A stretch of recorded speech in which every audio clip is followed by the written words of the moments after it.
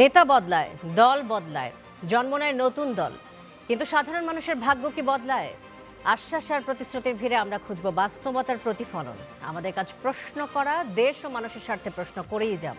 থাকবে মত এবং ভিন্ন মতের শ্রদ্ধা। স্টার নিউজ কড়া আলাপের সঙ্গে শান্তা শার্লিন।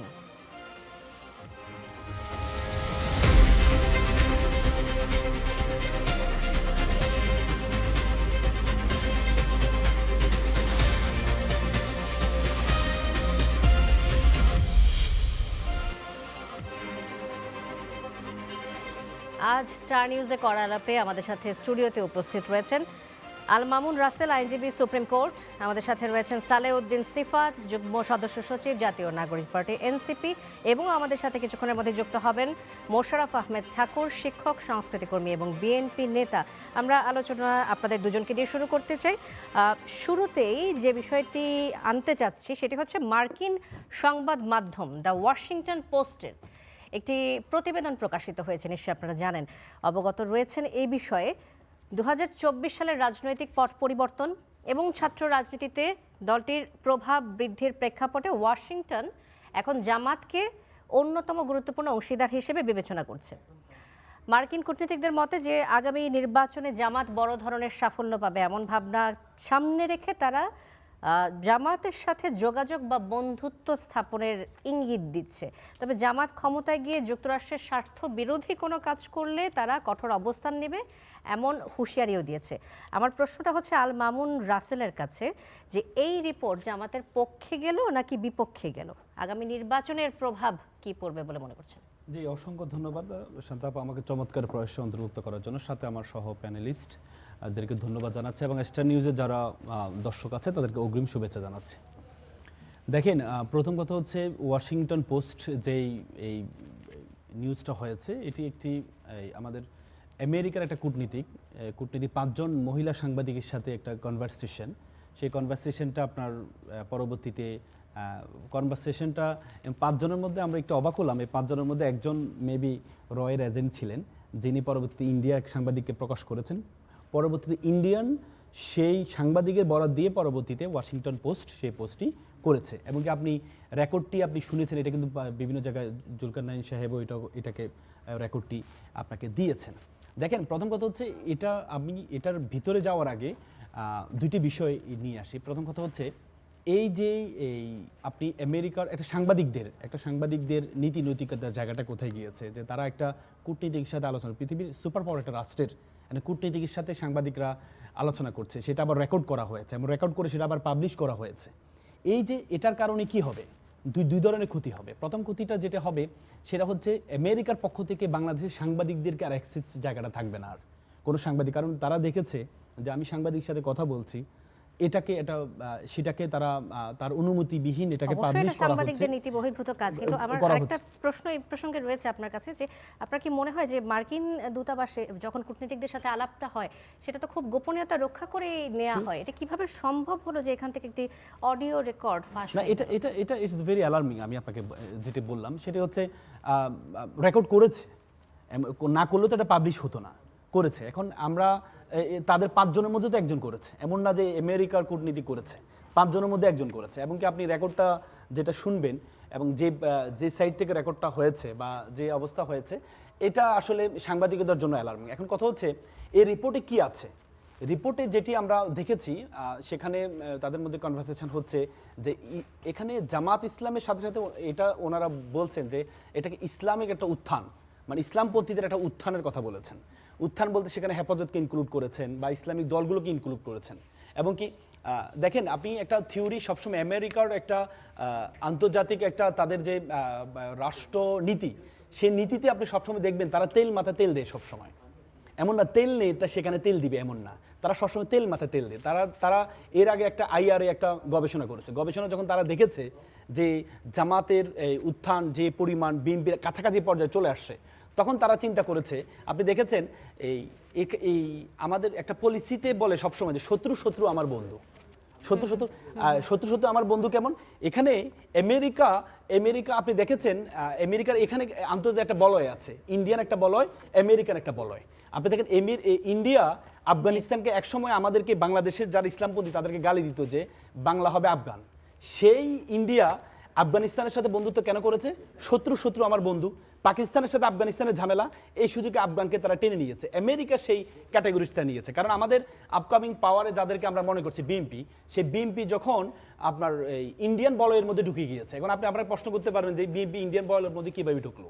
আপনি দেখেন তারেক রহমান সাহেব আসার আগে, আমি একটু শেষ করছি আপা, তারেক রহমান সাহেব আসার আগে 17-18 দিন আগে তিনি বলেছেন ওনার একক নিয়ন্ত্রণে নিয়ে আসাটা। মাত্র 17-18 দিনের মধ্যে এমন কি ঘটেছে আমরা এখনো পর্যন্ত আমি শেষ করলে আপনার জন্য একটু সুবিধা হবে জিনিসটা একটু এই করার জন্য, এটা যে একটু শেষ করি। তখন 17-18 দিন এবং কি যেদিন তারেক রহমান সাহেব আসবে সেদিন আপনার আনন্দবাজার একটা রিপোর্ট করেছে যে মুক্তিযুদ্ধ এবং ভারতকে পুঁজি করে খালেদার পুত্র আগমন করেছে। তার মানে সেখানে তারা পররাষ্ট্র মন্ত্রণালয়ের একটা বরাত দিয়ে বলেছেন যে তারেক রহমানের সাথে এক ধরনের একটা লিয়াজু হয়েছে। এবং কি ইন্ডিয়ান টুডে যে নিউজটা করেছে, কি বল, it's good news for India. আপনি দেখেন তারেক রহমান সাহেব আসলে it's good news for Bangladesh হওয়ার কথা। যখন বললো যে it good news for India, তখন আমরা বুঝতে পেরেছি একটা বলয় তৈরি হয়েছে। সেই বলয়টার এগেইনস্টে আমেরিকার একটা বলয়ে সংবাদ মাধ্যমের পোস্টিং এ আরেকটু কথা বলতে চাই। এই পর্যায়ে আমরা সালেউদ্দিন সিফাত, যুগ্ম সদস্য সচিব, জাতীয় নাগরিক পার্টি, আপনার কাছে আসতে চাই যে এই রিপোর্টটিতে জামাতের পক্ষে গেল না বিপক্ষে গেল, আসলে কোন দিকে গেল, জামাতের অবস্থান কি হবে, এই প্রসঙ্গ নিয়ে আপনার কাছে জানতে চাইব। সেই সাথে আরেকটি বিষয় বলতে চাই যে মার্কিন সংবাদ মাধ্যম দ্য ওয়াশিংটন পোস্টের প্রতিবেদন প্রকাশ হবার পরে আজ বাংলাদেশে নিযুক্ত ভারতের সাবেক হাই কমিশনার, আপনি জেনে থাকবেন, বর্তমান রাজ্যসভা সদস্য হর্ষবর্ধন শ্রীংলা, তিনি বলেছেন যে বাংলাদেশে আসন্ন নির্বাচনে অনিয়ম হলেই কেবল জামাত ক্ষমতায় আসতে পারে। মানে আপনি কথাটা লক্ষ্য করবেন যে জামাত শুধুমাত্র আসতে পারবে যখন অনিয়ম হবে, সঠিকভাবে নির্বাচন হলে জামাতের আসা সম্ভব নয়। তার দাবি হচ্ছে সুষ্ঠু নির্বাচনে বাংলাদেশ জামাতে ইসলামী কখনোই জিততে পারেননি, ভবিষ্যতেও পারবে না। ওয়াশিংটন পোস্টের প্রতিবেদন প্রকাশের পর ভারতীয় কূটনীতিকের এমন মন্তব্য কি বার্তা দেয় সেটি আপনার কাছ থেকে জানবো, এবং সেই সাথে দর্শকদের জানিয়ে দিতে চাই আমাদের আজকের কড়া আলাপে আমাদের সাথে যুক্ত হয়েছেন মোশাররফ আহমেদ ঠাকুর, শিক্ষক, সংস্কৃতি কর্মী এবং বিএনপি নেতা। আপনাকে স্বাগত। আমরা প্রশ্নের উত্তরটা নেব। ধন্যবাদ জানাচ্ছি আপনাকে। স্টার নিউজে আমার প্রথমবারের মতো আসা। স্টার নিউজের সকল দর্শক শ্রোতা যারা কলাকুশলী আছেন সবাইকে আমার সালাম এবং শুভেচ্ছা। আশা করছি স্টার নিউজ অনেক সুন্দরভাবে এগিয়ে যাবে নতুন ধারার মিডিয়া হিসাবে। তো আপনি যে প্রশ্নটি করেছেন অত্যন্ত গুরুত্বপূর্ণ একটি প্রশ্ন। ফার্স্ট অফ অল আমি বলতে চাই ওয়াশিংটন পোস্টের যে নিউজটি আমরা দেখলাম এটা বেসিক্যালি একটা অফ দ্য রেকর্ড কনভারসেশন ছিল, আমি যদি ভুল না করে থাকি। তো জার্নালিস্টিক এথিক্স হচ্ছে যদি অফ দ্য রেকর্ড কোনো কনভারসেশন হয়ে থাকে সেটা যতক্ষণ না যিনি বলেছেন তার অনুমতি ব্যতিরেক, তার পারমিশন ব্যতিরেক এটা প্রচার করা উচিত না, অফ দ্য রেকর্ড কনভারসেশন। আর এমনিতে এই ধরনের যে ডিপ্লোম্যাটিক কনভারসেশন হয় আপনি জেনে থাকবেন যে সেটা বিভিন্ন রাজনৈতিক দলের সাথে বিভিন্ন হয়তো এমবাসির লোকজন কথাবার্তা বলে থাকেন, অনেক সময় তাদের এক্সচেঞ্জ হয়, ইউরোপীয় ইউনিয়ন বলেন, ইউএস বলেন, চায়না বলেন, সবাই কিন্তু এই ধরনের ডিপ্লোম্যাটিক কনভারসেশনগুলো করে। তো এখন সেক্ষেত্রে কতটুকু আসলে এটা তো জার্নালিস্টিক এথিক্সের কোয়েশ্চেন, কতটুকু আপনি প্রকাশ করতে পারবেন, এবং অফ দ্য রেকর্ড যদি কনভারসেশন হয়ে থাকে সেটা প্রকাশ করাটা আসলে কিভাবে বাংলাদেশের মানুষ দেখছে, অ্যাট দ্য সেম টাইম আমাদের যারা এখানে সোকল নাম না নাইলাম সিনিয়র জার্নালিস্ট বলে পরিচিত তারা কিভাবে দেখছেন এটাও আমরা আসলে দেখার প্রত্যাশী।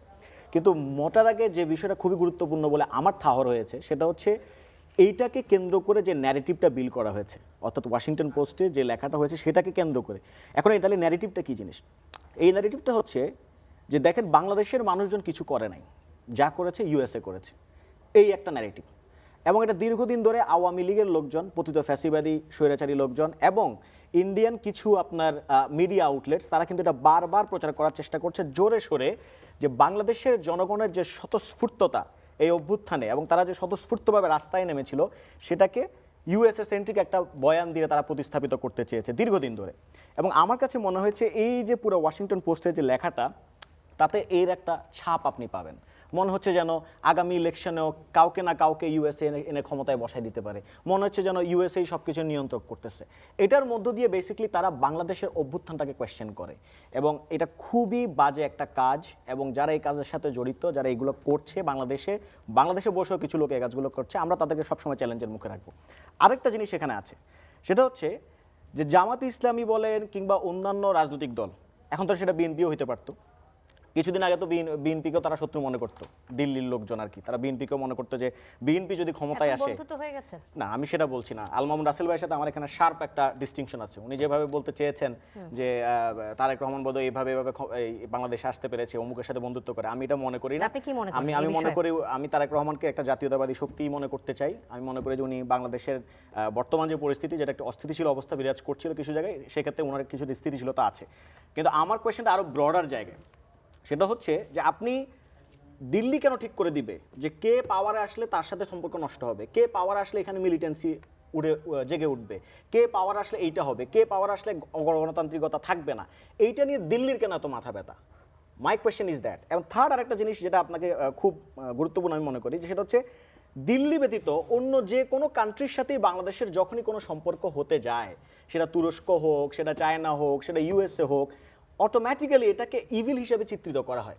যেন বা বাংলাদেশ যদি দিল্লি ছাড়া অন্য কারোর সাথে সম্পর্ক রাখতে চায়, তাহলে যেন এটাখানে মিলিটেন্সির একটা জাগ্রত হইতে পারে, একটা রিসার্জেন্স হইতে পারে, বাংলাদেশ একটা খারাপ দিকে চলে যেতে পারে। সো এই ধরনের যে ন্যারেটিভগুলো, এই তিনটা মোটার আগে আমি ন্যারেটিভ বলেছি, এগুলোকে আমাদেরকে ভাঙতে হবে। এবং আমরা এই ওয়াশিংটন পোস্টের লেখাটা থেকে আমরা মূলত এই তিনটা জিনিস দেখতে পাই। ফোর্থ আরেকটা জিনিস আপনাকে আমি বলি, লাস্ট এটা বলে আমি শেষ করছি, সেটা হচ্ছে যেটা আপনি হর্ষবর্ধন সিংলার কথা বললেন। উনি বললেন যে সুষ্ঠু নির্বাচন হইলে, নির্বাচনে অনিয়ম ব্যতীত জামাত ইসলামী আসার কোনো সম্ভাবনা নাই।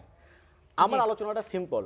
উনি সুষ্ঠু নির্বাচন বলতে তাহলে কি বুঝেন? উনি কি সুষ্ঠু নির্বাচন বলতে 2018 সালের নির্বাচনটাকে বুঝেন? যেহেতু জামাতের ভোট আমরা দেখেছি যে সব মিলিয়ে পার্সেন্টেজ অনুসারে খুব বেশি পার্সেন্টেজ হয় না, সেই হিসেবে সব আগের নির্বাচনগুলোতে আমরা যখন দেখেছি বেশিরভাগ নির্বাচনে জামাতের অংশটা কোনগুলো, অবশ্যই 2008 নির্বাচনের আগের কথা বলা না। আমি আপনাকে বলি, এটা তো আসলে এটা আপনি তখন 2008 সাল থেকে এই 2024 অভ্যুত্থানের মধ্যে একটা বিশাল সময় অতিবাহিত হয়েছে।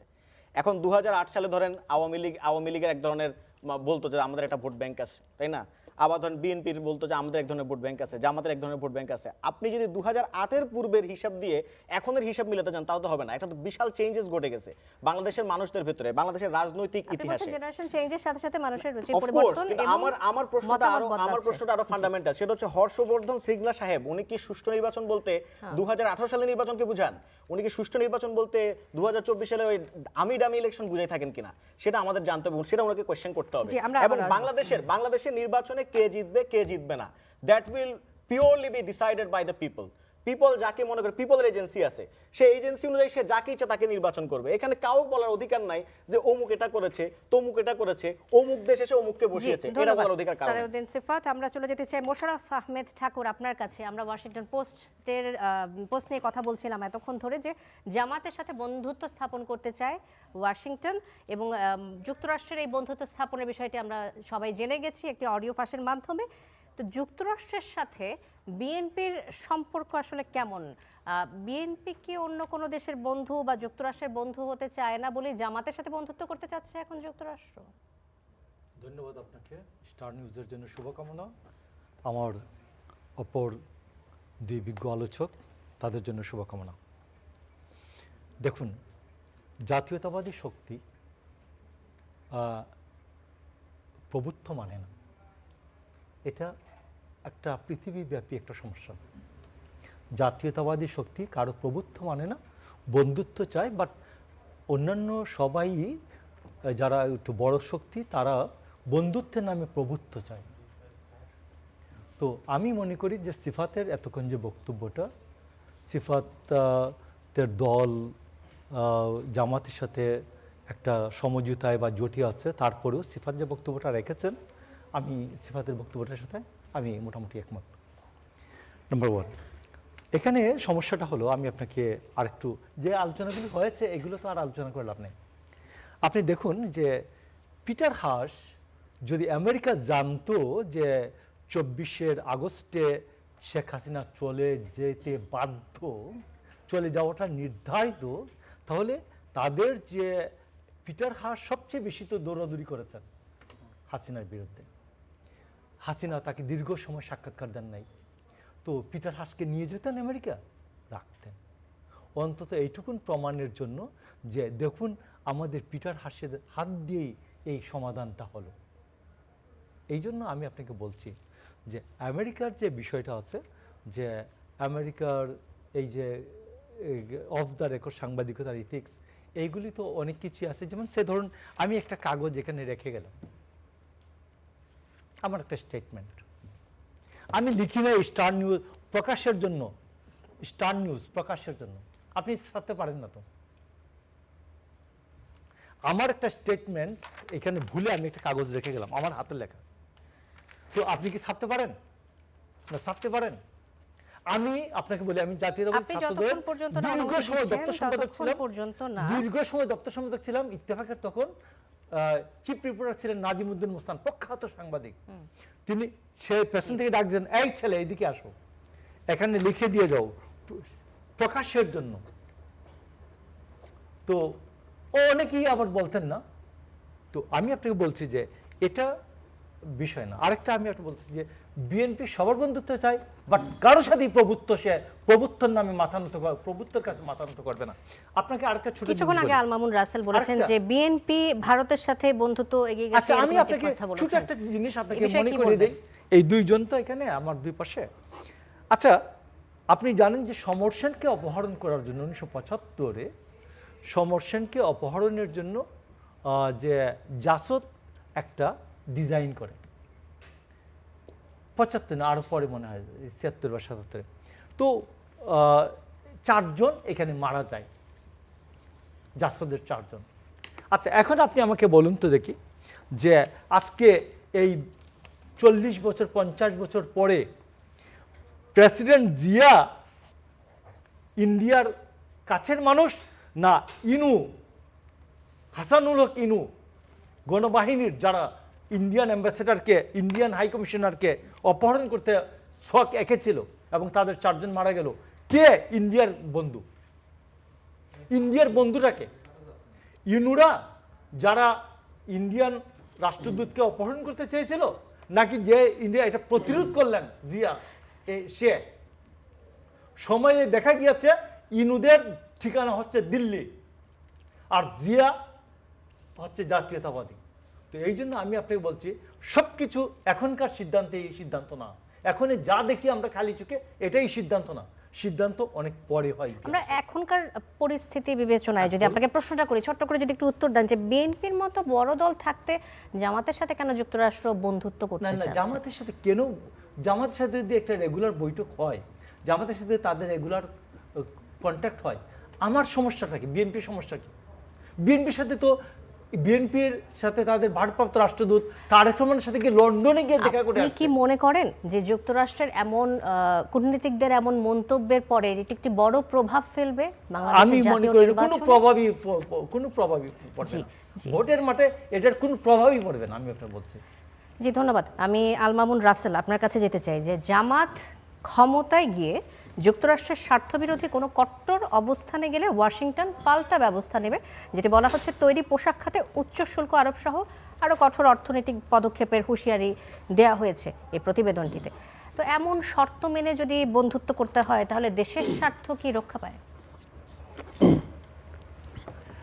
দেখেন, প্রথম কথা হচ্ছে, আমি শুরুতে আপনাকে বলেছি,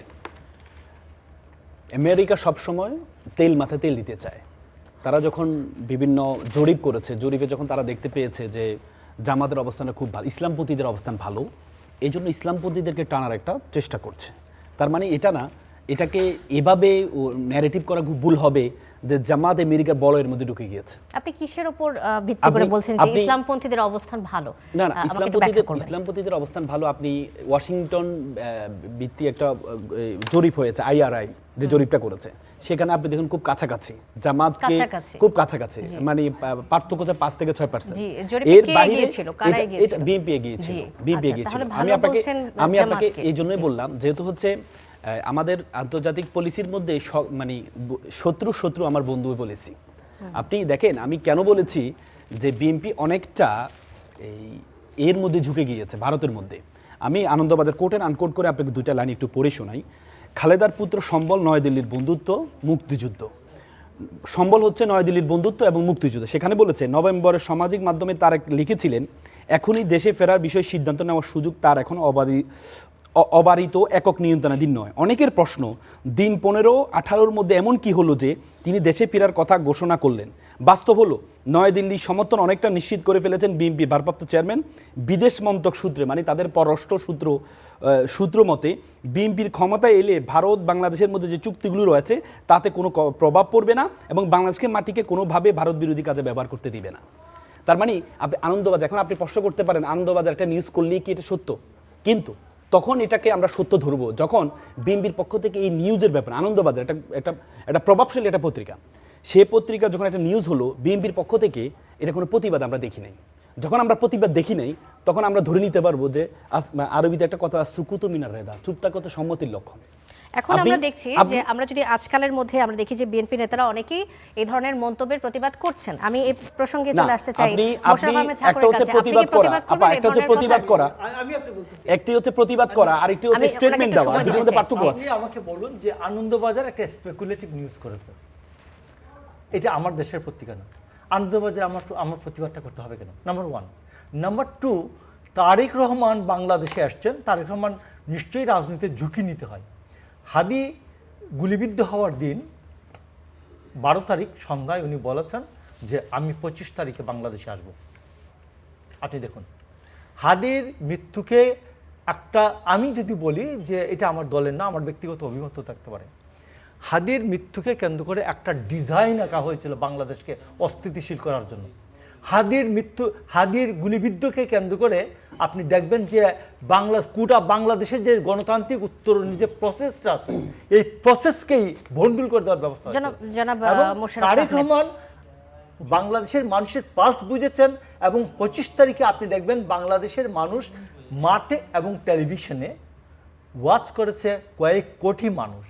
তো এই জন্য আমি আপনাকে বলছি যে তারেক রহমান 25 তারিখে বাংলাদেশের জাতীয় ঐক্যের প্রতীকে পরিণত হয়েছেন এবং তারেক রহমান বাংলাদেশের রাজনীতিতে ক্ষমতায় না থেকেও বাংলাদেশের রাজনীতিতে নিয়ন্ত্রকের ভূমিকায় আছেন। তো এই জন্য আমি আপনাকে বলছি আনন্দবাজার না কে কি বললো এতে কিছুই আসে যায় না। 18 দিনে যে হঠাৎ করে পরিবর্তন আসা, আপনি কি বলছেন যে কি কারণে হঠাৎ করে ডিসিশন চেঞ্জ হলো, তারেক রহমান চলে এসেছেন? মানে আপনারা এটাকে কিভাবে ব্যাখ্যা করছেন যে হঠাৎ করে যিনি তারেক রহমান আসার ব্যাপারে সন্দেহ প্রকাশ আমরা সবাই করছিলাম এবং শঙ্কা ছিল, সেটি কেটে গেল কিভাবে? যে প্রশ্নটি রেখেছেন আল মামুন রাসেল, ঝুঁকি নিয়েছেন দেশের মানুষের জন্য, গণতন্ত্রের উত্তরণের জন্য ঝুঁকি নিয়েছেন। এটাই হচ্ছে রাজনীতিতে ঝুঁকি নেওয়া, একটি সিদ্ধান্ত নেওয়া, এটি একটি বড় বিষয় এবং সিদ্ধান্তের জন্য অপেক্ষা করা, সঠিক সময়ের জন্য অপেক্ষা করা, এটাও একটা রাজনীতির নেতার কাজ। জি, ধন্যবাদ। এখন আমার মনে হয় সঠিক সময়ে সঠিক সিদ্ধান্ত নিয়েছেন এবং বাংলাদেশে তিনি তার ফল পাচ্ছেন। এই প্রসঙ্গে সিফাত আপনি কিছু বলতে চান কিনা?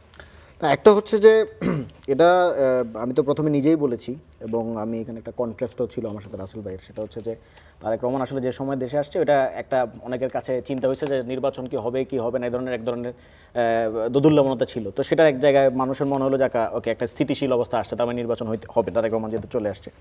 তবে এই যে প্রবলেম হচ্ছে যে ধরেন সাংবাদিকতা নিয়ে যেহেতু আমরা আলাপ করছি, এটা নিয়ে আলাপ করা খুব জরুরি হয়ে পড়ছে। বাংলাদেশে গত কয়েকদিন ধরে তারেক রহমান কেন্দ্রিক যে ধরনের আলাপ আলোচনা চলছে, সাংবাদিকতা চলছে, এইটা আমার কাছে খুবই বাজে লেগেছে, খুবই নোংরা লেগেছে। এবং আমি এটা জানি তারেক রহমান বা বিএনপি থেকে এটা সাবস্ক্রাইব করানো হচ্ছে না। মানে বিএনপি নিজে যে বলছে যে সাংবাদিকরা আপনারা সবাই আমার সাথে এভাবে আচরণ করেন বা সাংবাদিকরা আমাদেরকে দেখান, পোট্রে করেন, আমার মনে হচ্ছে এটার চেয়ে কিছু কিছু সাংবাদিক নিজ উদ্যোগী হয়ে এই কাজটা করছে। যেমন ধরেন আগে ছিল স্প্যান সাংবাদিকতা কি, মেট্রো রেলের একটা স্প্যান বসে 42তম স্প্যান, ওটা নিয়ে একটা নিউজ, 43তম স্প্যান আরেকটা নিউজ, 45তম স্প্যান আরেকটা নিউজ। এখন যেটা হয়েছে আজকে দেখলাম কি যে জাইমা রহমান উনি হচ্ছেন, তারেক রহমান হয়তো কাশি হয়েছে তো উনি হচ্ছে পানি এগিয়ে দিয়েছেন। এটা যে কোনো স্বাভাবিক ব্যক্তি মাত্রই করবে। আমার বাবার যদি কাশি উঠে, আমার বাবা যদি অসুস্থ হয়ে যায়, আমি কি তাকে 7-আপের বোতল এগিয়ে দিব না পানির বোতল এগিয়ে দিব? পানির বোতল এগিয়ে দিব। কিন্তু সেটা নিয়ে আমাদের দুইটা আমি দেখলাম একদম স্বনামধন্য মেইন স্ট্রিম নিউজ মিডিয়া তারা নিউজ করেছে এভাবে, দেখুন জাইমা রহমান পানি এগিয়ে দিলেন তারেক রহমান সাহেবকে, তাই না? তো এই যে না আমি এটা ভাইরাল হয়েছে। তারপর আবার কিছুদিন আগে সিলেট গিয়েছিলেন, সেখানে ওনার জুতার একটা ছবি ভাইরাল হয়েছে এবং সেখানে দেখা যাচ্ছে যে হয়তো ছোপ ছোপ দাগ দেখা যাচ্ছে। এটাকে নিয়ে আমাদের আরেকটা মেইন স্ট্রিম মিডিয়া নিউজ করলো যে ছেঁড়া জুতা নিয়ে লন্ডন থেকে বাংলাদেশে এলেন তারেক রহমান। আমি বলি নতুন আমি এক্স্যাক্টলি সেটাই আপনাকে বলছি যে আগে তো আওয়ামী লীগের ক্ষেত্রে যেটা হইছে, আওয়ামী লীগ জোর করে ধরে বলছে যে একটা নিউজ পাঠাই দিছে, হ্যাঁ কোন সংস্থা নিউজ পাঠাই দিছে, এই নিউজটা ছাপাও। তারা ছাপাইছে স্পেন সাংবাদিকতা, 43তম স্পেনের উদ্বোধন, 45তম স্পেনের উদ্বোধন। বর্তমানে তারেক রহমানকে কোনো নিউজ পাঠাইতে হচ্ছে না, বিএনপি মিডিয়া সেলকে কোনো নিউজ পাঠাইতে হচ্ছে না। আল্লাহর রহমতে আমাদের কিছু ভাই ব্রাদার নিজেরা উদ্যোগী হয়ে এই যে তারেক রহমানের ছেঁড়া জুতা, তাদের পানি এগিয়ে দিলেন জাইমা রহমান, এই যে নিউজগুলো করছে এটা তো একটা বার্তা দেয়। ধরেন গ্রামাঞ্চলে যেই লোকটা টেলিভিশন দেখছে, আপনার এই শোটা দেখছে, সে যখন দেখবে যে এভাবে বিহেভ করা হচ্ছে, এভাবে আলাপ আলোচনা করা হচ্ছে একজন ব্যক্তিকে ঘিরে, তখন সে মনে করবে উনিই বোধহয় আগামীর প্রধানমন্ত্রী। ইলেকশন ব্যতীত তার এই ধরনের চিন্তা ভাবনা কিন্তু তৈরি হবে। এবং ঠাকুর সাহেব তো কিছুক্ষণ আগে বললেন নিয়ন্ত্রকের ভূমিকায় কিন্তু তারেক রহমান, এরকম একটা কথা উনি কিন্তু বলেছেন। তো আসলে এই জিনিসটা মানুষের মনে কিন্তু ইনস্টিল করে দেওয়া হচ্ছে থ্রু মিডিয়া। সো এই জায়গাগুলো আমি বলবো যে আমাদের দরকার হচ্ছে নিরপেক্ষ সাংবাদিকতা, এবং আমরা যেটা দেখেছিলাম বিগত বছরগুলোতে, আমরা সেই সাংবাদিকতার পুনরাবৃত্তি কিন্তু আমরা চাই না বাংলাদেশে। আপনারা নতুন দল হিসেবে এই যে নতুন বার্তা নিয়ে এসেছেন, আপনারা নতুন কি মেসেজ দিতে পেরেছেন এই জাতিকে, যেটির কারণে আপনারা ধরে রাখতে পারবেন সবার অ্যাটেনশন? না, এখানে অ্যাটেনশন ধরে রাখার কোনো কিছু নাই। আমি কি এখানে মানে পলিটিক্স করতেছি, অ্যাটেনশন সিকিং করতেছি নাকি? যে আমি একটা ইশতেহার দিব, আপনি ইশতেহারটা প্রচার করবেন, জনগণের যদি মনে হয় যে ইশতেহারটা ভালো, জনগণ সেই ইশতেহারটা গ্রহণ করবে, যদি ভালো না হয় সে আমাকে ভোটে রিজেক্ট করবে। Simple as that. আমরা আমাদের, আপনি মোস্ট প্রবাবলি ইশতেহার কেন্দ্রিক এই প্রশ্নটা করেছেন, বিএনপি ইতিমধ্যে তার কিছু ইশতেহার, ফ্যামিলি কার্ড সহ আরও কিছু পলিসির কথা বলেছে, জামাত ইসলামী তাদের একটা পলিসি ডায়ালগ করেছে। আমরা ইতিপূর্বে 5ই আগস্ট, আমরা হয়তো এরকম হোটেলে করতে পারি নাই, বড় হোটেলে করতে পারি নাই, বাট আমরা 5ই আগস্টে শহীদ মিনারে আমরা আমাদের 24 দফা ইশতেহার দিয়েছিলাম। সেটা হচ্ছে আমরা বাংলাদেশকে কিভাবে দেখতে চাই সেটার ইশতেহার। তবে অচিরেই আমাদের নির্বাচন কেন্দ্রে পরবর্তীতে আপনাদের অবস্থান ধরে রাখতে পেরেছেন কিনা এই প্রসঙ্গে আমি আসবো কিছুক্ষণ পরে। আমি অন্য একটা এই আলোচনাটা শেষ করে আসতে চাই। মামুন রাসেল, আপনার কাছে যেতে চাই। ধন্যবাদ সালেউদ্দিন সিফাত। কবি ও চিন্তক ফরহাদ মাজহার তার একটি ফেসবুক পোস্টে লিখেছেন যে যুক্তরাষ্ট্র জামাত ইসলামীকে বন্ধু হিসেবে যে দেখতে চাচ্ছে, এমন খবর প্রকাশের পর অনেকে বিস্মিত হওয়ার ভান করেছে, কিন্তু ইতিহাস ও ভূ রাজনৈতিক বাস্তবতা দেখলে বলা যায় যেখানে বিস্ময়ের কিছু নেই, এটি অনেক আগে থেকে স্ট্যাবলিশড। জামাত ইসলাম সবসময় যুক্তরাষ্ট্রের বন্ধু ছিল। এ প্রসঙ্গে আপনার মন্তব্য কি? ঠিক আছে আপা, আমি এটা সহ তার আগে মোশাররফ ভাই যেটি বলেছেন, তারেক রহমান সাহেব ঝুঁকি নিয়েছেন। দেখেন তারেক রহমান সাহেব, আমরা হলফনামায় কেন প্রকাশ করি জানেন? হলফনামা এই জন্য প্রকাশ করি যে যাকে আমি প্রধানমন্ত্রী বানাবো, যাকে আমি এমপি বানাবো, তার ডিটেলসটা আমার জানা দরকার। সে কি করে, কি করেছে, কতটুকু পড়াশোনা করেছে, এসএসসি পাস নাকি কতটুকু পাস, এটা আমার জানা দরকার, আমি কাকে প্রধানমন্ত্রী বানাবো। কিন্তু তারেক রহমান সাহেব এখনো পর্যন্ত 17-18 দিন আগে কি ঘটনা ঘটেছে যে কারণে উনি আসতে পারেন, ওনার কন্ট্রোলেই ছিল না, এখনো পর্যন্ত প্রকাশ করেননি। উনি যদিও বিভিন্ন জায়গায় গুপ্ত বলে বেড়াচ্ছেন, কিন্তু আমি মনে করি গুপ্তর জায়গাটা সবচেয়ে বেশি উনি নিজে বেশি গুপ্ত করছেন। আপনি দেখেন, আমি এটা শেষ করে আসি আমি এটা শেষ করে আসি। তাহলে দেখেন, প্রথম কথা হচ্ছে আপনি এখনো পর্যন্ত জানান নাই কি ঘটনা ছিল 17-18 দিন আগে, কে আপনি আপকামিং প্রধানমন্ত্রী, তাহলে আপনাকে জানানো উচিত জনগণের কাছে যে এই সমস্যার কারণে আমি আসতে পারিনি। দ্বিতীয় হচ্ছে উনি একটা আই হ্যাভ এ প্ল্যান দিলেন, একটা প্ল্যান দিলেন, কিন্তু এখনো পর্যন্ত আমরা জানি না যে প্ল্যানগুলো কি কি। তার মানে উনি গুপ্ত বলে বেড়াচ্ছেন, কিন্তু গুপ্তের বিষয়গুলো এখনো পর্যন্ত ওনার জায়গা থেকে আমরা সবচেয়ে বেশি পাচ্ছি। তারপরে আপনি যেটি বললেন, দেখেন পৃথিবীর ইতিহাস যদি আপনি দেখেন, কেউ কারো বন্ধু স্থায়ী হয় না। এর আগে ভারতের সাথে মহরম আমরা সম্পর্ক দেখেছি, কার? আমেরিকার। কিন্তু এখন কি সম্পর্কটা আছে? আফগানিস্তানের সবচেয়ে বেশি শত্রু ছিল ভারত, মনে করতো আফগানিস্তানকে, আমাদের গালি দিত, এরা হবে আফগান, এরা দ্বিতীয় আফগান হবে। সে আফগানিস্তানের সাথে বন্ধুত্ব করেছে না? আপনি জাপানের সাথে, জাপানের হিরোশিমা নাগাসাকি কি করেছে? কিন্তু জাপানের সাথে কি এখন আমেরিকার বন্ধুত্ব নেই? এটিকে আপনি এখনকার ওনারা বলেছেন যে আমরা কাজ করতে চাই ইসলামপন্থীদের সাথে, এখানে টেনে নিয়ে এসে আপনি যদি 71 নিয়ে আসেন, এখানে টেনে নিয়ে এসে যে আপনি ভিন্ন জিনিস নিয়ে আসেন, তাহলে এটা একটা নতুন করে একটা ন্যারেটিভ দাঁড় কারণ ছাড়ার কিছু না। কারণ আপনাকে মনে করতে হবে, আপনাকে সবকিছু ঐতিহাসিকভাবে তাকালে হবে না। আপনার কখনো সে আপনার শত্রু ছিল, এখন আপনার বন্ধু হবে, এখন আপনার বন্ধু আছে, সে আপনার ভবিষ্যতে শত্রু হবে। এটা তো এই স্বার্থের বিষয়। যখন আপনি বারবার স্বার্থ আসবে প্রত্যেকে, দেখেন ফরেন পলিসিগুলো হয় হচ্ছে স্বার্থের দিক থেকে তাকিয়ে। আমার স্বার্থ যেখানে উদ্ধার হবে আমি তার বন্ধুত্ব নিব, আমার স্বার্থ উদ্ধার শেষ হয়ে যাবে আমি তাকে বন্ধুত্ব, শত্রু হয়ে যাবে। ধন্যবাদ আল মামুন রাসেল। আমি মোশাররফ আহমেদ ঠাকুর আপনার কাছে আসতে চাই। বিজিবি ও আইন শৃঙ্খলা বাহিনীর চোখ ফাঁকি দিয়ে দেশীয় আগ্নেয়াস্ত্রের মজুদ চলছে। আমরা গতকাল একটি রিপোর্ট দেখালাম স্টার নিউজে যে প্রচুর অস্ত্র আসছে সীমান্ত দিয়ে। আমাদের আশেপাশের দেশের মধ্যে থেকে মিয়ানমার থেকে সবচেয়ে বেশি দেশে অস্ত্র ঢুকছে এবং দেশে যে অস্ত্রগুলো 5ই আগস্টের সময়ে বিভিন্ন থানা লুটপাট থেকে অস্ত্র যে সংগ্রহের ঘটনাগুলো ঘটেছে, এই অস্ত্রগুলো এখনো পর্যন্ত জমা হয়নি। তো দেশে অস্ত্র ঢুকছে আর সরকার বলছে যে উৎসব মুখর এবং ঐতিহাসিক নির্বাচন উপহার দেবে তারা। এ বিষয়ে কি বলবেন, যে সরকারের আশ্বাস আর বাস্তবতার প্রতিফলন দেখেন কিনা? না, দেখি না, একদম 450 থানা লুট হয়েছে, 150 ফাঁড়ি লুট হয়েছে এবং বিভিন্ন ভাষ্যে আসছে প্রায় 7,500 অস্ত্র এখানে লুট হয়েছিল। তার মধ্যে লাইট মেশিন গান, সাবমেশিন গান এই টাইপের অস্ত্র আছে, অ্যাসল্ট রাইফেল আছে। তারপর 7.5 লক্ষর উপরে ছিল গোলাবারুদের লুট হয়েছে। এবং এই যে এটার উদ্ধারের যে পরিমাণটা, এটা যেটা গভর্নমেন্ট বলেন এটা আদৌ বিশ্বাসযোগ্য না। কতগুলি দেশীয় দাও কাছি রেখে বলছেন যে অস্ত্র উদ্ধার হয়েছে, এই স্টেটমেন্টটা ঠিক না, 1 নম্বর। 2 নম্বর হচ্ছে ডক্টর ইউনূসের এইখানে স্বরাষ্ট্র মন্ত্রণালয়ের দ্বৈত শাসন ছিল। ক্ষুধা বক্স নামীয় একজন লোক ছিলেন, তিনি বিশেষ সহকারী প্রতিমন্ত্রীর পদমর্যাদায়, তিনি বেসিক্যালি স্বরাষ্ট্র মন্ত্রণালয়টা ভিতর থেকে চালাতেন। এবং এই লেফটেন্যান্ট জেনারেল জাহাঙ্গীর আলম, তার একটা সাব ইন্সপেক্টর বদলির ক্ষমতা ছিল না। এবং শেষ পর্যন্ত এইবার ক্ষুধা বক্স কোন একটা ঘটনায় তিনি বিদায় হলেন। তারপরে কিছুটা শৃঙ্খলা ফিরেছে স্বরাষ্ট্র মন্ত্রণালয়ে, বাট এখনও ফিরে নাই। এবং আমি আপনাকে বলি যে পুলিশে কখনোই ভাড়াটিয়া লোকজন, এমনকি স্বাধীনতা যুদ্ধের পরে এই পুলিশ কমিশনার, তারপর আইজিপি, এগুলো চুক্তিভিত্তিক আনা হয় নাই। বাট এই গভর্নমেন্ট চুক্তিভিত্তিক জায়গাগুলো চালাচ্ছেন এগুলো দিয়ে।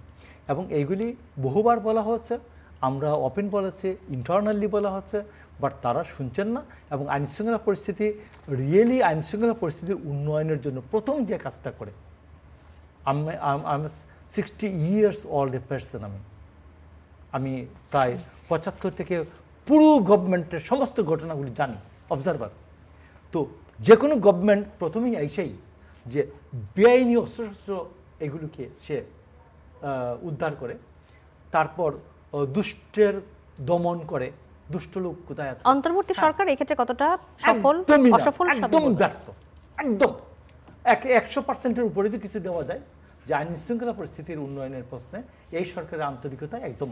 আমি নিজে ওপেন বলেছি যে এই গভর্নমেন্টের মধ্যে যারা কথা বলতে পারেন, যেমন আসিফ নজরুল কথা বলতে পারেন, রিজওয়ানা হাসান কথা বলতে পারেন, এদেরকে পুলিশ লাইনে পাঠিয়ে দেন। গভর্নমেন্টের স্পষ্ট আউটলুক বলতে বলেন পুলিশের কাছে যে ভাই, যে কতজন আপনারা খুন করেছেন, খুন খারাপি করেছেন, এরা ছাড়া বাকি সবাইকে আমরা নির্ভয়ে কাজ করতে সুযোগ দিচ্ছি। আপনারা নিজেরা রেডি করে দেন, আইডেন্টিফাই করে দেন যে কতদিন লাগবে, আপনারা বলেন যে কারা কারা খুন করছে, বাকিরা সবাই নির্ভয়ে কাজ করেন সোসাইটির জন্য, গণতন্ত্র উত্তরণের জন্য। এই কাজটা গভর্নমেন্ট করেন নাই। তো এইসব কারণে আমি আপনাকে বলি যে এইটা হলো আমার বক্তব্য। আরেকটা এটার সাথে আপনার সাথে একটু যুক্ত করে দেই, ইসলামপন্থী এখানে জাগরণ বলা হচ্ছে, ইসলামপন্থী জাগরণ ইয়াতেও হয়েছিল, মিশরে হয়েছিল, এর পরিণতি কি হয়েছে তো আমি মনে করিয়ে দিব যে ইসলামপন্থা কেউ আফগানিস্তান গিয়া সফর করে আসছেন, আফগানিস্তানে বলছেন যে এই মডেল একটা এনআইডি থাকবে, একটা বিআইডি থাকবে। তো উপস্থাপক যখন জিজ্ঞেস, খালিদ মহিউদ্দিন আমি বলি, উনি বলছেন যে ভাই এনআইডিটা তো বুঝলাম সবাই পাইল, তো বিআইডিটা কি হবে? Voter identification number. তো এটা কে কে পাবে? বলছে ইসলামী রাষ্ট্র পরিচালনায় যাদের জ্ঞান বুদ্ধি আছে তারাই শুধু বিআইডি পাবেন। আমরা আফগানিস্তানে সফর করে গেলেন।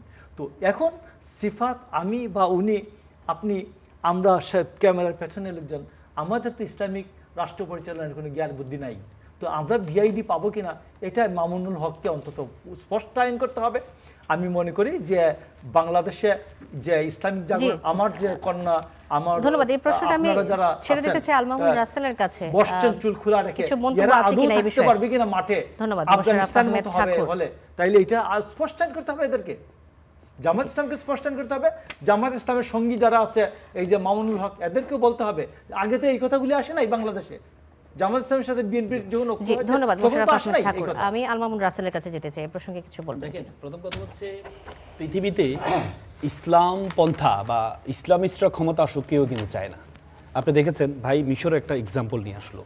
মিশরে ইখওয়ানুল মুসলিম মুসলিম ব্রাদারহুড যে দলটি, এই দলটি যখন মুসলিম ব্রাদারহুড নিয়ে যখন তাদের জনপ্রিয়তা তুঙ্গে ছিল, তখন এই দলটি বিভিন্ন ইসলামপন্থী দল যারা আছে, যেমন নূর পার্টি একটা ছিল, সালাফিপন্থী একটা পার্টি, একসময় এই নূর পার্টি বলতো যে গণতন্ত্র হারাম, সেই পার্টিটাকে নিয়ে একটা অ্যালায়েন্স করেছিল এবং নাম দিয়েছে, এবং তখন ইখওয়ানুল মুসলিমিন বা মুসলিম ব্রাদারহুডের নামটা পরিবর্তন করেছে ফ্রিডম অ্যান্ড জাস্টিস পার্টি দিয়েছিল, এবং কি তারা একটা ডেমোক্রেটিক অ্যালায়েন্স করেছিল, অ্যালায়েন্স করে তারা ক্ষমতা আসছিল, এবং ডক্টর মুরসি তিনি হয়েছিলেন প্রেসিডেন্ট। ডক্টর মুরসি যখন 3 মাস না যেতে, তখন নূর পার্টি যে দলটি ছিল, ইসলাম মানে সালাফিপন্থী যে দলটি ছিল, এই দলটি এই ডিপ স্টেট এবং কি সেনাবাহিনীর প্ররোচনায় আন্দোলন শুরু করলো, যে জোটের মধ্যে থেকে আন্দোলন শুরু করলো কেন খেলাফত প্রতিষ্ঠা করা হচ্ছে না বা শরিয়া প্রতিষ্ঠা করা হচ্ছে না। তখন ডক্টর মুরসি একটা ঘোষণা করেছিলেন খেলাফতের ব্যাপারে। পরবর্তী দেখা গিয়েছে 7-8 মাসও ক্ষমতা টিকতে পারে নাই। তার মানে দেখেন, ইসলামের এটা একটা কৌশল। আপনি যে বলে যে জামাত ইসলাম বলেছে শরিয়া আইন করবে না, তারা ওয়েলফেয়ার স্টেট করবে, ওয়েলফেয়ার স্টেটটা এইভাবে আসছে। পৃথিবীর কোনো দেশ আপনাকে মেনে নিবে না ইসলাম পন্থাটা, কিন্তু এটা কৌশলে। আল্লাহ রাসূল কিন্তু প্রথম জীবনে মদিনা যে স্টেট করেছিলেন, তখন কিন্তু ওনার পুরো ক্ষমতাটা ওনার হাতে আসে নাই, এই জন্য উনি সবাইকে নিয়ে একটা স্টেট করেছিলেন। পরবর্তী যখন মক্কা বিজয়ের পরবর্তীতে উনি তখন আলাদা স্টেট যখন করেছেন, তখন পুরো শরিয়াটা প্রতিষ্ঠা করেছেন। এখানে শরিয়ার একটা বিষয় আমাদেরকে জানতে হবে, শরিয়ার একটা রুলস আছে। আমি এটা শেষ করি। শরিয়ার একটা রুলস আছে, এটা হচ্ছে তাদাররুজ মানে হচ্ছে গ্রাজুয়ালিজম। শরিয়া সবসময় গ্রাজুয়ালিজমে বিশ্বাসী, হুট করে বিশ্বাসী না। কেমন কোরআনটা 23 বছর ধরে ধাপে ধাপে নাজিল হয়েছে। কোরআন আল্লাহ তাআলা কিন্তু প্রথম দিনে একদিনে কোরআনটা নাজিল করতে পারতেন, কিন্তু সেটি করেনি, ধাপে ধাপে করেছেন। এবং আল্লাহ রাসূল যখন মুআয ইবনে জাবাল রাদিয়াল্লাহু তাআলা আনহুকে যখন ইয়েমেনের শাসনকর্তা হিসেবে পাঠাচ্ছিলেন, এটা বলে আমি শেষ করছি, তখন তিনি সাহাবাইকে মুআয ইবনে জাবাল রাদিয়াল্লাহু তাআলা আনহুকে বলেছেন, হে মুআয, তুমি সেখানে যাচ্ছ, তারা হচ্ছে আহলি কিতাব, মানে হচ্ছে খ্রিস্টান ইহুদি, তুমি সেখানে গিয়ে প্রথমে যে কাজটা করবে একাত্মবাদের ঘোষণা দিবা। তারা যদি একাত্মবাদ মেনে নেয়, তারপরে তুমি নামাজের কথা বলবা, তারপরে তারা যদি নামাজ মেনে নেয়, তারপর তুমি যাকাতের কথা বলবা। এখানে হচ্ছে এই গ্রাজুয়ালিজম। এটাই মনে করে ইসলামপন্থীরা যে আস্তে আস্তে করে এই আপনাকে যে ইসলামিক যে রুলস এন্ড রেগুলেশন আছে, আমাদের এখন বর্তমানে যে আইন, এই আইনের সাথে 5 থেকে 10% পার্থক্য আছে শুধু ইসলামিক রুলস রেগুলেশনে। এটা একটু আপনি সংশোধন করলেই কিন্তু আপনার ইসলামিক আইনটা কিন্তু চলে আসে। তো সুতরাং ঘোষণা দিতে হবে শরিয়া আইন করতে হবে, ঘোষণা দিতে হবে আপনাকে এই আমরা খেলাফত চাই, এটার কোনো প্রয়োজন নেই কিন্তু। ধন্যবাদ আল মামুনুর রাসেল। সালেউদ্দিন সিফাত, কি বলবেন এই প্রসঙ্গে, যে ঘোষণা না দিয়ে যদি আস্তে আস্তে করে শরিয়া ভিত্তিক আইন কায়েম প্রতিষ্ঠা করা হয়, তাহলে এই দেশের অবস্থা কি হতে পারে এবং সেটির প্রভাব কি হতে পারে? সেটা তো জামাতে ইসলামী আনসার দিলে ভালো। এখন আমি আপনার মন্তব্য জানতে চাই যে এই বিষয়ে আপনি কিভাবে দেখেন। জামাতে ইসলামী তো তারা বলতে যাচ্ছে তারা ইনসাফ কায়েম করবে, তারা তো শরিয়া কায়েমের কথা বলতেছে না। এখন ওয়েলফেয়ার স্টেটের কথা বলছে, যেটা গ্র্যাজুয়ালি হবে। না, এটা গ্র্যাজুয়ালি হবে কিনা এটা তো রাসেল ভাই ভালো বলতে পারবেন, কারণ উনি যেহেতু এটা ক্লেম করেছেন, উনি ভালো জানেন। আমি তো জামাতের লিডারের সাথে পরিচিত না, আমি জানি না। আপনি দেশের অবস্থা কেমন হতে পারে সেটি বলতে পারেন। আমি আমার কথাটা বলি, আমি এটাকে কিভাবে দেখতেছি। বিশেষত ঠাকুর সাহেবের কথা আমি শুনলাম যে বিভিন্ন গণমাধ্যমে, বিশেষত ইন্ডিয়ান আউটলেটগুলোতে বারবার একটা জিনিস চাউর করা হচ্ছে যে ইসলামপন্থীদের উত্থান। তো আমি এই জিনিসটাকে এইভাবে দেখতে চাই না আর কি। কারণটা হচ্ছে ফ্যাসিবাদী জমানায় অন্য অনেকের মতো বামপন্থী অনেকেই নির্যাতিত হয়েছেন, নিপীড়িত হয়েছেন।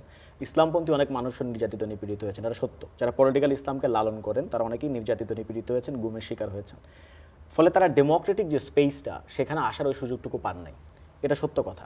তো ফলে এখন দেখা যাচ্ছে যে অনেকেই নতুন করে দৃশ্যপটে হাজির হচ্ছেন, ডেমোক্রেটিক এই যে পলিটিক্যাল ডিসিশনস মেকিং কিংবা নির্বাচন, এগুলোতে হাজির হওয়ার চেষ্টা করছেন। এটাকে ইসলামপন্থীদের উত্থান হিসেবে দেখানো ঠিক না। মানে আপনি যখন আপনার দেশের একটা বৃহৎ জনগোষ্ঠীকে রাজনীতি থেকে, গণতান্ত্রিক প্রক্রিয়া থেকে দূরে রাখবেন, এবং তারা যখন এই অগণতান্ত্রিক শক্তির পতনের উপরে নতুন করে গণতান্ত্রিক প্রক্রিয়ার অংশ হতে চাইবে, তাদেরকে ইসলামপন্থীদের উত্থান বলে ঠেকিয়ে রাখা ঠিক না, এবং এটা বরং ফার্দার অগণতন্ত্রায়নের পথেই যাবে। আরেকটা বিষয় যেটা আমি বলতে চাচ্ছিলাম, সেটা হচ্ছে ভাই বলতেছিলেন মামুনুল হক সাহেবের ভিআইডি কার্ডের কথা আর কি, যে ভোটারদের যোগ্যতার ব্যাপারে, ভোটারদের এই যোগ্যতা থাকলে তাহলে সেই জিনিসটা পাবে। তো এই জিনিসটা কিন্তু আপনি যদি একটু ক্রিটিক্যালি চিন্তা করেন, এইটা কিন্তু ডাকসুতেও ঘটছে। মানে ডাকসুতে যখন শিবিরের অনেক লোকজন জয়ী হলো, তখন আমাদের কিছু বুদ্ধিজীবী বলা শুরু করে দিলেন যে ঢাকা ইউনিভার্সিটির স্টুডেন্টরা তারা শিবিরকে চিনে না, তারা শিবিরের দ্বারা প্রতারিত হয়ে ভোট দিছে। মানে তারা বেসিক্যালি তাদের যে সভারেন উইল, ভোটারদের যে সভারেন উইল, সেটাকে তারা কোয়েশ্চেন করা শুরু করে দিল, না তাহলে তাদের তো নিশ্চয়ই যোগ্যতা ছিল না, এই কারণে তারা ভুলভাল মানুষকে এখানে ডাকসুতে পাঠাইছে, তাদের তো এই চিন্তাভাবনা স্বাধীন চিন্তাভাবনা ছিল না, এই কারণে তারা প্রতারিত হয়ে এই জিনিসটা করছে। ফলে আমরা যখন মামুনুল হকের এই যে ভিআইডি কার্ড, মানে ভোটারদের একটা আলাদা যোগ্যতা থাকতে হবে, যোগ্যতা থাকলেই পরে সে ভিআইডি কার্ড পাবে, সেই ভিআইডি কার্ড পাইলেই পরে সে ভোট দিতে পারবে, উনার যে এই চিন্তাটা, সেম চিন্তাটা আমি বাংলাদেশের কিছু মেইন স্ট্রিম বুদ্ধিজীবীদের মধ্যে দেখছি। যখন ডাকসুতে শিবিরের একটা প্যানেল জয়ী হয়েছিল তখন বলা হয়েছে যে এই ভোটাররা নিশ্চয়ই এগুলো বুঝে নাই, শিবিরের দ্বারা তারা প্রতারিত হয়ে তারা আজকে এদেরকে ভোট দিয়ে দিচ্ছে। তো আমি দুইটাকেই আমি এক জায়গায় রাখতে চাই। আরেকটা বিষয় যেটা, সেটা হচ্ছে এই যে ইসলামপন্থীদের উত্থান কিংবা ভোটাররা বুঝে না, তাদের সভারেন উইলটাকে অস্বীকার করা, এই জায়গা থেকে মুক্ত হয়ে আমরা নতুন বাংলাদেশ কিভাবে দেখব, এই যে পুরনো কাসুন্দি না গেটে আমরা নতুন বাংলাদেশ কিভাবে দেখব, সেটা হচ্ছে নিউ ডিসপেন্সেশন অফ পাওয়ার, আমরা যেটা মনে করি আর কি, redistribution of power among the anti fascist coalitions. আপনি যদি চিন্তা করেন এখানে বিএনপি, আমি একটু শেষ করি তাহলে হয়তো ফ্লোটা ঠিক থাকবে, বিএনপি সে ফ্যাসিবাদ বিরোধী লড়াই সংগ্রামের সারথি ছিল, জামাত ইসলামী সেটাও ফ্যাসিবাদ বিরোধী লড়াই সংগ্রাম করেছে, আমরা হয়তো তখন এনসিপি ছিলাম না, আমরা ছাত্র আকারে সেই লড়াই সংগ্রামটা করেছি, অনেক রাজনৈতিক দল গণসংহতি আন্দোলন তারাও তাদের মতো করেছে। ফলে এই ফ্যাসিবাদ বিরোধী লড়াই সংগ্রামের পরে যখন ফ্যাসিবাদীদের পতন হলো, এখন রিডিস্ট্রিবিউশন অফ পাওয়ার হবে। এখন আমরা আমাদেরকে এমনভাবে অ্যাটাক যেন না করি যে অমুক দিল্লিপন্থী, অমুক এটাপন্থী, অমুক এটা অমুক সেটা, না করে বরং আমরা আমাদেরকে গণতান্ত্রিক পথে আমরা। ধন্যবাদ সালেউদ্দিন সিফাত। সামনে ত্রয়োদশ নির্বাচন, আমরা ত্রয়োদশ নির্বাচনের আগে প্রচারণা দেখছি, বিভিন্ন দলীয় কর্মীদের প্রচারণা আমরা দেখছি। মোশাররফ আহমেদ ঠাকুর, বিএনপি ফ্যামিলি কার্ড, কৃষক কার্ডের প্রচারণায় এত জোর দিচ্ছে কেন? এই কার্ড তো সরকারিভাবে দেবে যখন বিএনপি ক্ষমতায় আসবে তখন, এখন এটি নিয়ে এত প্রচারণা কেন? বিএনপি তার প্রতিশ্রুতির কথা বলছে, যেটা ধরুন ইস্তিহারে আসবে, এবং আমরা এটা এই জন্য জোর দিচ্ছি, বাংলাদেশের ইতিহাসে সবচেয়ে রাজনৈতিক অঙ্গনের অবহেলিত দলিলের নাম হচ্ছে নির্বাচনী ইস্তিহার। এখন বলবেন যে বিএনপি তো ক্ষমতায় ছিল, তাইলে ওইগুলো বিএনপি যতটুকু পেরেছে করেছে, তবে আমি মনে করি 24-এর পরে ইস্তিহারটা একেবারেই বাস্তবসম্মত হওয়া উচিত। গেল একটা। 2 নম্বর হচ্ছে তারেক রহমান গুপ্ত কিনা। আমি বলি তারেক রহমানের সাথে বাংলাদেশের আর কারোই এই বিষয়টা মিলবে না, কোনো ব্যক্তিরই আগামী 500 বছরের মধ্যে মিলবে না। সেটা হচ্ছে তারেক রহমানের পিতা একজন মুক্তিযুদ্ধের সেক্টর কমান্ডার, তারেক রহমানের পিতা একজন সেনাবাহিনী প্রধান, তারেক রহমানের পিতা একজন রাষ্ট্রপতি, প্রথম নির্বাচিত রাষ্ট্রপতি জনগণের ভোটে, তার মা বাংলাদেশের প্রথম মহিলা প্রধানমন্ত্রী। এই সেট যে মিলবে আগামী 5000 বছরে বাংলাদেশের এই ভূখণ্ড যতদিন থাকবে, এইটা আর মিলবে না, এটা আর মিলবে না। তো এই জন্য তারেক রহমান সম্বন্ধে আমি বলছি, তারেক রহমান গুপ্ত না সুপ্ত না, তারেক রহমান প্রকাশ্য, এটা নিয়ে একটু বিবেচনা করার তো আলাদা প্রশ্ন থাকেই। তো এই জন্য তারেক রহমান বলছেন যে আমাদের ইস্তিহারে যা কিছু বর্ণিত হবে এটা যেন বাস্তবসম্মত হয়, বাজেটের কয় % লাগবে এগুলো। আমি এই প্রসঙ্গে একটা কথা অ্যাড করতে চাই। আপনি যদি শোনেন যে এনসিপির নেতা নাহিদ ইসলাম, আমাদের এনসিপির আহ্বায়ক নাহিদ ইসলাম বলেছেন যে 2000 টাকার কার্ড নিতে গিয়ে 1000 টাকার ঘুষ দিতে হবে কিনা, এমন একটি প্রশ্ন করেছেন। এই প্রসঙ্গে আপনি কি বলবেন? যে আমরা সবসময় দেখি যে এই কার্ডগুলো নিতে গিয়ে স্বচ্ছতা তারা রাখতে পারেন না অনেক সময়, এক্ষেত্রে বিএনপি কি সক্ষম হবে? আমি আপনাকে বলি, ওই সময় রাষ্ট্র ক্ষমতার পরিবর্তন যদি হয়, তাইলে ওই সময় স্থানীয় সরকার, স্থানীয় প্রতিনিধি, তারপর সরকারি স্থানীয়ভাবে সরকারি অফিসার, আমলা সবাই মিলে এই কাজটা করবেন। যদি কোনো অনিয়ম পাওয়া যায়, ওই সময়ে সরকার শক্তভাবে ব্যবস্থা নেবেন। বিএনপি দল হিসাবে সে যেন তার ইস্তেহার ব্যর্থ না হয়, সে নিজেও দলীয়ভাবে এটা সতর্ক থাকবে। This is the answer. ধন্যবাদ মোশাররফ আহমেদ ঠাকুর। আল মামুন রাসেল, আপনার কাছে আসতে চাই একটু অন্য প্রসঙ্গে, যে ভারতের সঙ্গে ক্রিকেট নিয়ে যে টানাপোড়েন শুরু হলো, তার ফলাফল হিসেবে আমরা দেখলাম যে বাংলাদেশ T20 ওয়ার্ল্ড কাপে খেলতে পারছে না। এটা কাদের ক্ষতি হলো? দেখেন, ক্রিকেট আমরা খেলি কেন বা আমরা দেখি কেন? আমরা যারা ক্রিকেট দেখি, আমরা কিন্তু ক্রিকেটে মানে বাংলাদেশ জয়লাভ করলে আমরা কোনো টাকা পয়সা পাই না, তারপরেও দিন রাত দেখি। আমরা দেখি কেন জানেন? কারণ দেশের সম্মান। আমাদের ক্রিকেট টিম 11 জন খেলে না, আমরা 20 কোটি মানুষ খেলি। কেন খেলি? দেশের সম্মানের জন্য। দেশকে রিপ্রেজেন্ট করছে সারা বিশ্বে দ্বারা। কিন্তু যখন সেই ক্রিকেটটা আপনার সম্মানহানি হয়ে যায়, তখন তো এই ক্রিকেট আমাদের জন্য দরকার নেই। আপনি যখন দেখেন আমাদের সাথে কি পরিমাণ বৈষম্য হয়েছে, দ্বিচারিতা হয়েছে। মোস্তাফিজুর রহমান ভারতে আইপিএল খেলতে গেলে সেটি কি হবে? সেটি হচ্ছে নাকি সিকিউরিটি প্রবলেম। কিন্তু বাংলাদেশে তাহলে তো- আমাদের 11 জন সদস্য বাংলাদেশে- তারা যদি খেলতে যায় সেটা কি সিকিউরিটি প্রবলেম হবে না? সেটা সিকিউরিটি প্রবলেম হবে না? আপনি কূটনৈতিক দেখেন, ব্যর্থতা হিসেবে দেখেন কিনা বাংলাদেশে এই যে ওয়ার্ল্ড কাপে খেলতে পারছে না, এটা আমি কি তো মনে কূটনৈতিক করি ব্যর্থতা স্যালুট টু দেখেন কিনা? বিসিবি, আমি বিসিবিকে স্যালুট জানাই। এই প্রথম গার্ডস দেখিয়েছে তারা, এই প্রথম দেখিয়েছে। আইসিসির প্রধান ছিল আমাদের দেশের, আমাদের এই মন্ত্রী ছিল রোডাস কামাল সাহেব, আইসিসির প্রধান ছিল। তাকে বিশ্বকাপ ফাইনালে তাকে ট্রফি দিতে দেওয়া হয় নাই। তখন সে গার্ডস দেখানো দরকার ছিল, যেহেতু আমাকে দেওয়া হয়নি আইসিসিকে আমি বয়কট করলাম। সেটা দেখানো দরকার ছিল, সেটা আমরা দেখাই নেই। কারণ আমরা মনে করতাম, ইন্ডিয়া মনে করতো আমরা হচ্ছে একটা তাদের একটা প্রাদেশিক গভর্নমেন্ট একটা মন্ত্রী তাদেরকে একটা ট্রফি তুলে দিবে, এটা তাদেরকে সম্মানহানি মনে হয়েছে। কিন্তু এবার বিসিবি যেটি দেখিয়েছে, গার্ডস দেখিয়েছে আমাদের আত্মসম্মান বোধ আছে। যদি সিকিউরিটি আমাদের মোস্তাফিজুর রহমানের হয়, তাহলে আমার পুরো বাংলাদেশ দেখেন, ভারতের সাথে আমাদের কি প্রবলেম হয়েছে? আমরা কি এই পর্যন্ত ডক্টর মোহাম্মদ ইউনূসের সাথে কোনো দ্বন্দ্ব হয়েছে বা মারামারি হয়েছে? কেন? তাদের পালিত একজন আমরা পাঠাই নাই, তিনি নিজে চলে গেলেন ইন্ডিয়াতে, এটা তাদের জন্য খারাপ লাগছে। আপনি দেখেন আমাদের রাডার ব্যবস্থা আজকে 54 বছরে আমাদের রাডার ব্যবস্থায় আকাশসীমায় ব্যবহারের জন্য প্রত্যেকটা বিমান $500 করে দেওয়া হতো। সেই রাডার ব্যবস্থা আজকে 54 বছর দিল্লিতে রেজিস্ট্রেশন হতো, হাজার হাজার কোটি টাকা তারা নিয়ে গিয়েছে। ধন্যবাদ আল নতুন মামুন বাংলাদেশে রাসেল। এটা আমরা করেছি। এটাই তাদের এই problem। টি-20 বিশ্বকাপের খেলা প্রসঙ্গে আমি সালেউদ্দিন সিফাত আপনার কাছে একবার আসতে চাই, যে এই যে বললেন যে আমাদের দেশের খেলাটা আমরা খেলতে পারছি না, আমরা ওয়ার্ল্ড কাপের খেলাটা দেখতে পারবো না, বাংলাদেশকে দেখতে পাবো না, এই প্রসঙ্গতে আপনার মন্তব্য কি? না, আপনি যেটা প্রশ্ন করছেন কূটনৈতিক ব্যর্থতা কিনা, আমি সেখান থেকে শুরু করি। কূটনৈতিক ব্যর্থতার এখানে কিছু নাই। ভারতও মাঝে মাঝে যখন তার মনে হয় যে সে সিকিউরিটি থ্রেটের মধ্যে আছে, সে পাকিস্তানে গিয়ে খেলতে চায় না, তো এরকম নজির তো আসে। তো তাইলে বাংলাদেশ যদি মনে করে যে এখানে আমার সিকিউরিটি থ্রেট আছে, প্লেয়ারদের নিরাপত্তার ইস্যু আছে, প্রশ্ন আছে, তাহলে সে খেলবে না। এবং সে এটার জন্য যদি বিকল্প ভেন্যু প্রস্তাব করে, সেটা বরং আইসিসি তাকে প্রোভাইড করতে হবে। এবং আইসিসির যিনি বসে আছেন, অমিত শাহের ছেলে, হ্যাঁ, তো আমরা তো জানি আসলে অমিত শাহকে আর তার ছেলে কি করতে পারে, এগুলো আমরা বেশ ওয়াকিবহাল আছি। ইস্যুটা হচ্ছে ইন্ডিয়া আমাদেরকে কিভাবে দেখছে আফটার 5th অগাস্ট, সেটা গুরুত্বপূর্ণ। তাইলে আপনি এই যে পুরা চালটা বুঝতে পারবেন। আপনি দেখেন 5th অগাস্টের পরে এবার সরস্বতী উদযাপন করা হয়েছে অত্যন্ত মানে আড়ম্বরভাবে, এবং মোটামুটি সবাই, তাহলে খেলার ক্ষেত্রে আমি যদি খেলার প্রসঙ্গে থাকি, যে খেলার আমরা যদি বিশ্বকাপের how India, how Delhi see আমাদেরকে সি করে, আমাকে দেখে, হ্যাঁ, এটার সাথে খুব গুরুত্বপূর্ণ। ছোট করে বলবেন, আমরা একদম শেষ পর্যায়ে চলে এসেছি। আনন্দবাজার পত্রিকা নিয়ে অনেক আলাপ হলো, তো এই আনন্দবাজার পত্রিকা এই 5ই আগস্টের পরে যে সরস্বতী পুজো উদযাপন হয়েছে এটা নিয়ে একটা রিপোর্ট করছে। সেখানে তারা পুরো ডেসক্রিপশনটা দিছে, দেওয়ার পরে শেষে গিয়ে বলছে যে কোথাও একটা কিছু, কোনো একটা আনন্দ যেন নাই।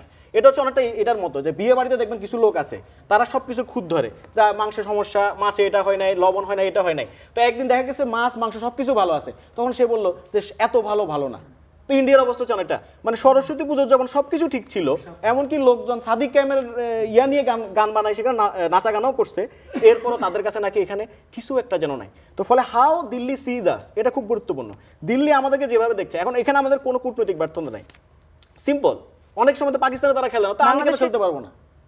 বাংলাদেশের ক্রিকেটের ভবিষ্যৎ কি হতে পারে এভাবে যদি আমরা আরো সিকিউরিটি কনসার্ন যদি থাকে, এর পরবর্তীতে আমাদের পদক্ষেপ কি হতে পারে, বা এই বিষয়ে আপনি মন্তব্য কি? আমার বক্তব্যটা হচ্ছে যে আসিফ নজরুল এই বিষয়টা নিয়ে সিদ্ধান্ত ঘোষণার সময় প্রথমে, এখন তো সবাই একসাথেই আছে অনবোর্ড। আমার তো হলো সবাই ক্রিকেট বুদ্ধা যারা ছিলেন তাদের সাথে অভিমত নেওয়া উচিত ছিল। ক্রিকেটের যারা খেলেন এদের কি সুবিধা অসুবিধা এগুলি আলোচনা করা উচিত ছিল। এবং আমি আপনাকে বলছি যে ইন্ডিয়ার সাথে এই পর্যন্ত গত 18 মাসে বা 17 মাসে বাংলাদেশের গভর্নমেন্ট কোনো চুক্তিকে, যেগুলাকে আমরা বলছি গোলামি চুক্তি, আমরা দিল্লির দাসত্ব চুক্তি, কোনো চুক্তি কিন্তু এই গভর্নমেন্ট রিভিউ করে নাই। এমনকি এই যে ট্রেন লাইন দেওয়ার যে চুক্তি, এটাও রিভিউ করে নাই উত্তরবঙ্গে। তো সেই জন্য আমি আপনি বলছি যে এত হঠাৎ করে যে ইন্ডিয়া বিদ্বেষী, ইন্ডিয়া প্রেমী, আমি কোনোটাই ভালোভাবে মনে করি না। আমি বাংলাদেশ আমার স্বার্থ রক্ষা করে অন্যের সাথে আমার ফ্রেন্ডশিপ বন্ধুত্ব। ধন্যবাদ মোশাররফ আহমেদ ঠাকুর। আপনি যদি একটু ছোট্ট করে একদম বলেন যে ত্রয়োদশ জাতীয় নির্বাচন কেমন হতে যাচ্ছে, কি মনে হচ্ছে আপনার, ছোট্ট করে বলুন। ত্রয়োদশ জাতীয় নির্বাচন আমি মনে করি যে সিফাত যেটা বলছেন যে অনেকে মনে করছে যে নির্বাচনটাই হবে কিনা, তারেক রহমান আসার পরে এটা একটা পজিটিভ বার্তা বহন করেছে। তো আমার মনে হয় যে আমরা নির্বাচন আমি মনে করি হবে।